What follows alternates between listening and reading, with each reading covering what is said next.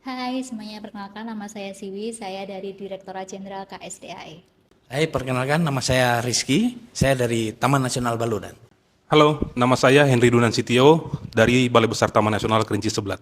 Hai, nama saya Ade Hasanuddin dari Direktorat Pemanfaatan Jasa Lingkungan Ditjen KSDAE. Halo, nama saya Ayu dari Balai Taman Nasional Alas Purwo, Dirjen KSDAE. Halo teman-teman, nama saya Yotrin dari Sekretariat Direktorat Jenderal KSDAE. Halo Kak, hari ini di kelas Matahari kan kita belajar tentang tuna dan quantum leadership. Boleh dibagikan nggak refleksi kakak atas kelas hari ini? Pelajaran hari ini sih saya banyak belajar tentang bagaimana sih kita menghadapi masalah sebagai manusia ya, khususnya ketika kita menjadi pemimpin.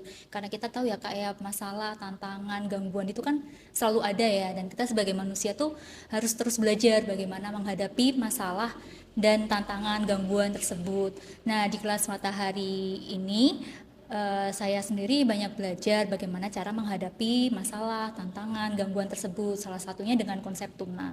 Dan di konsep tuna ini, di Turbulence, saya jadi teringat salah satu kutipan dari salah satu filsuf, George Bernard Shaw namanya, kalau saya tidak salah sebut ya Kak ya.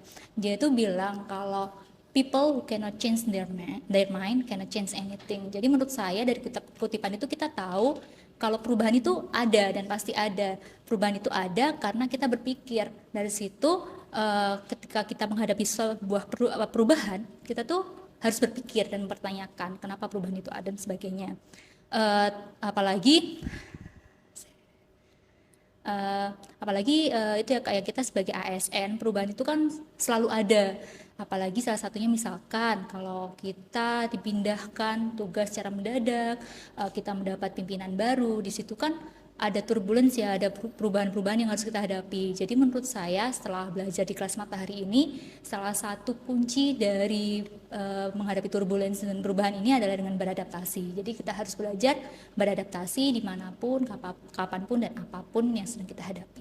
Ya, di kelas Matahari ini saya juga belajar mengenai uncertainty, tentang ketidakpastian. Seringkali kita mengalami ketidakpastian, misal contoh paling gampang saja kalau di tempat saya itu adalah kita mengukur populasi banteng, itu kan kita penuh dengan ketidakpastian itu. Kita tidak bisa pasti 100% itu lahir berapa, itu mati karena apa ini. Nah, contoh paling ekstrim di tempat saya itu invasi alien spesies Acacia nilotica. Area yang sudah dibersihkan itu ternyata bijinya itu mampu untuk bertahan bertahun-tahun. Dia punya masa dorman itu 5 sampai 8 tahun masa dorman di situ. Artinya kita tidak bisa punya kepastian kapan area yang sudah dibersihkan ini jadi clear dari invasif alien spesies. Nah, kuncinya di sini adalah pengambilan keputusan, kebijakan itu selalu adaptif. Karena kita tahu alam itu dinamis, jadi kita nggak boleh statis. Salah satu elemen tuna yang kami pelajari hari ini adalah novelty ataupun kebaruan. Jadi novelty itu sendiri adalah suatu kondisi di mana ada permasalahan, tantangan ataupun teknologi yang benar-benar baru kita hadapin. Jadi benar-benar belum ada solusi maupun belum ada aturan yang bisa kita gunakan untuk mengatasi permasalahan tersebut. Salah satu contohnya adalah teknologi AI yang berkembang dalam satu dekade terakhir tentunya memiliki dampak positif dan negatif. Oleh karena itu kita memerlukan cara-cara, metode ataupun aturan yang kita tekankan untuk mengatasi permasalahan-permasalahan atau dampak negatif tersebut, sehingga permasalahan-permasalahan seperti potensi pengurangan lapangan pekerjaan ataupun etika serta penyalahgunaan AI bisa kita hindari. Dari kelas Matahari ini kita mempelajari terkait tuna. Salah satunya itu ambiguity, di mana kondisi informasi yang tersedia memiliki banyak interpretasi atau makna yang tidak nyata atau kabur, tidak jelas atau kabur. Ambiguitas di mana makna banyaknya interpretasi yang mungkin ekuitas menuntut pemimpin untuk memiliki kepastian untuk merajut hubungan berbagai perspektif menjadi sebuah narasi yang dapat dipakai oleh dan ditindaklanjuti oleh tim. Nah, sebagai contoh, misalkan di kawasan Taman Nasional Waikambas, saat kemarin itu pernah terjadi konflik gajah dengan warga. Nah, oleh karena itu dari pihak Taman Nasional dan Kementerian Kehutanan dibantu oleh LSM dengan TNI, aparat polisi dan lain-lain itu membuat pagar pembatas agar kejadian itu tidak terulang kembali. Nah, salah satu kegiatan ini untuk agar tidak menjadi ambigu antara pemerintah dan warga sehingga tidak terjadi sesuatu hal yang tidak diinginkan kembali. Di kelas Matahari hari ini, selain belajar tentang tuna, kita juga belajar tentang berpikir sistem. Jadi berpikir secara sistem, melihat gambaran permasalahan secara menyeluruh. Tidak hanya melihat dari potongan-potongan kecil, tapi the big picture-nya, gambaran besarnya. Salah satu tools yang bisa digunakan adalah iceberg model atau model gunung es, di mana suatu peristiwa itu dia itu hanya merupakan puncak gunung esnya, sedangkan permasalahan dasarnya itu untuk kita bisa memahami permasalahan yang lebih mendasar, kita harus menyelam lebih dalam dan melihat akar masalahnya itu di mana sih. Nah, di iceberg model ini dia ada beberapa level. Level yang pertama itu level puncak, yang ada di puncak ini level adalah peristiwa. Jadi peristiwa yang terjadi saat ini misalkan kayak ada konflik satwa antara satwa dengan warga ya. Jadi ada banteng misalkan masuk ke pekarangan ladangnya warga dan merusak tanaman di sana. Nah, di level ini kan kejadian yang terlihat untuk bisa menyelesaikan masalah dari sini, paling kalau untuk solusi jangka pendeknya kita cuma bisa ngusir ya. Nah, untuk bisa menyelesaikan kasus ini, kejadian ini, kita harus menyelam lebih dalam.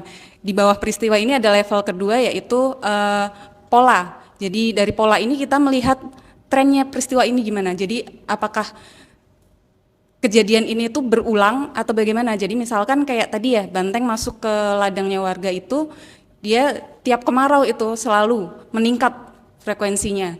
Nah, di sini ketika kita telusuri lebih dalam lagi, ternyata ada permasalahan di sini. Ketika musim kemarau, cadangan air yang di dalam kawasan itu dia kering. Jadi satwa dia keluar untuk cari air di ladangnya warga. Nah, ini ada masuk ke level struktur sistem. Di sini kita berusaha untuk mencari solusi. Ketika air di dalam itu tidak ada, berarti solusinya adalah kita harus menyiapkan sumber-sumber air cadangan yang lain untuk satwa ini supaya mereka tidak keluar. Nah, bisa dibuatkan bak-bak air minum di dalam kawasan atau di sekitar di luar pekarangan ladangnya warga. Nah, solusi sudah ketemu nih untuk bisa mempertahankan solusi ini, perubahan ini, kita harus bisa masuk ke level yang paling dasar ini, adalah mental model. Nah, di sini kita harus bisa mengubah pola pikir masyarakat bahwa satwa itu mengganggu, harus disingkirkan. Nah, caranya kita harus bisa mengedukasi, bisa melalui edukasi atau pola-pola pendekatan seperti kegiatan pemberdayaan yang bisa membuat masyarakat itu jadi paham dan mengerti kalau satwa itu tuh dia keluar itu bukan karena memang pengen keluar, tapi mereka terpaksa keluar. Jadi dari model sistem thinking ini, berpikir secara sistem, kita bisa menemukan solusi yang nantinya bisa dipakai bertahan dalam jangka panjang. Dan yang paling terakhir dipelajari hari ini di kelas Matahari yaitu kita belajar tentang yang namanya quantum leadership.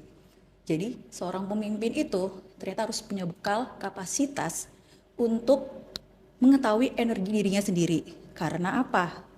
Dia harus mengeluarkan energi positifnya kepada seluruh anggotanya, baik itu secara fisik, emosional, maupun mental.